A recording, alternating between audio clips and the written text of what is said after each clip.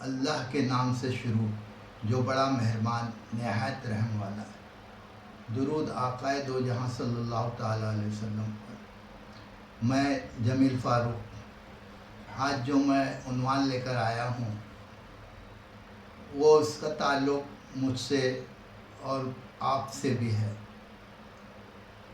وہ ہماری حیثیت بتاتا ہے اور تقریباً روزانہ ہم ہماری اور دوسروں کی حیثیت دیکھتے رہتے ہیں۔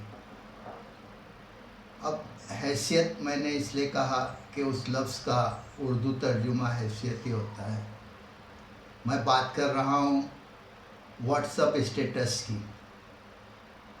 جو ہم جب سے واٹس اپ نے یہ آپشن دیا ہے کہ آپ اپنا 1 منٹ کا ویڈیو یا کوئی بات اپنے اسٹیٹس پہ رکھ کے سامنے والے کو پیغام پہنچا سکتے ہیں، تو ہم دیکھیں گے کہ لوگ طرح طرح کے واٹس اپ اسٹیٹس رکھتے ہیں، جس کے ذریعے ان کی حیثیت ہمیں معلوم ہوتی ہے، ہماری حیثیت ان کو معلوم ہوتی ہے۔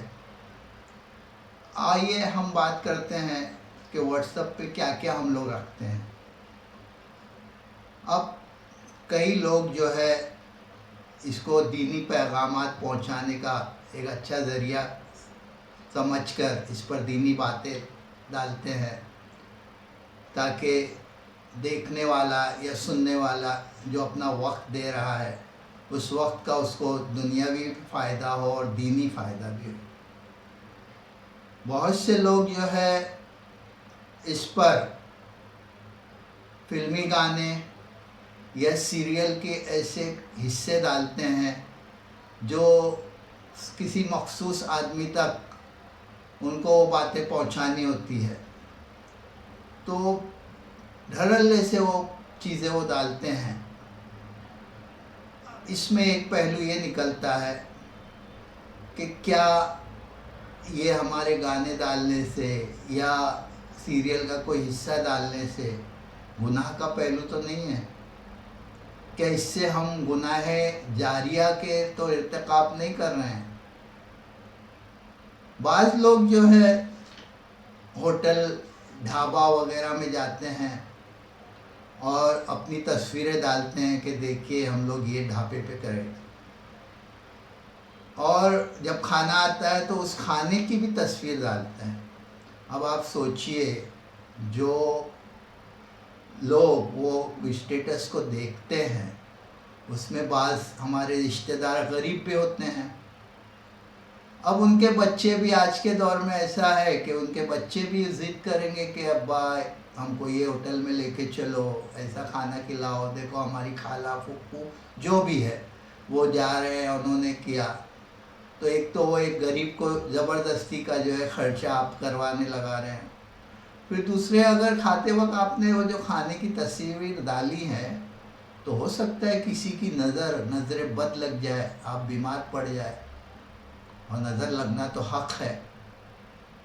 تو ہمیں چاہیے کہ ایسے تصویریں نہ ڈالیں جس سے کسی کے جذبات، کسی کو اپنی احساس کمتری ہو اور کسی کی جیب پر اس کا بار ہو۔ اچھا، بعض لوگ جو ہے تھیٹر میں فلمیں وغیرہ دیکھنے جاتے ہیں یا شادی بیاہ میں ان کے گھروں میں ناچ گانا ہوتا ہے، وہ بھی اپنا اسٹیٹس پہ ڈالتے ہیں کہ دیکھو ہماری گھر کی عورتیں کیسا ناچ رہی ہے، ہم لوگ کیسا تھیٹر میں جا کے فلمیں دیکھ رہے ہیں۔ تو اب یہ کتنی بری بات ہے کہ اپنے گھر کی عورتوں کو ہم ناچتا ہوا جو ہے دکھائے غیروں کو۔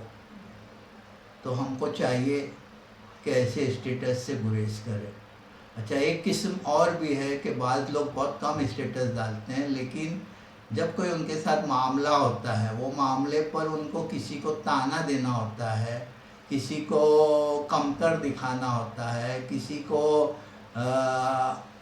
کیا کہتے ہیں اپنا پیغام جو ان کے روبرو وہ نہیں کر سکتے ہیں، تو ایسی باتیں ڈال کر ان کو وہ پیغام ان تک پہنچا دیتے ہیں کہ دیکھو ہم آپ کے بارے میں کیا سوچتے ہیں، یا آپ کو جو ہے یہ دیکھ کے حسد ہونی چاہیے، جلن ہونی چاہیے۔